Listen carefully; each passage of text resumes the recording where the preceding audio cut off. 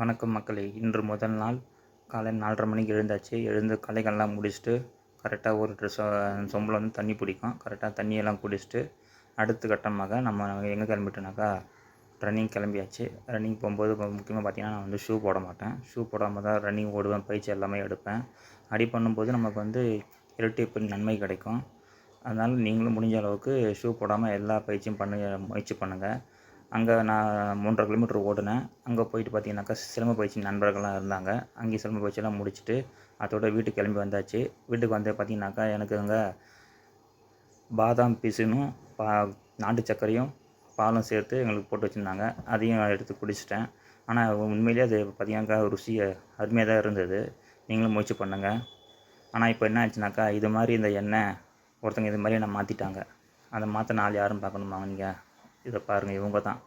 அவங்களுக்கு முத்தம் கொடுக்கும்போது அவங்களுக்கு வந்து கொத்து தான். பிள்ளைக்காக என்னென்னமோ பண்ணுறாங்க.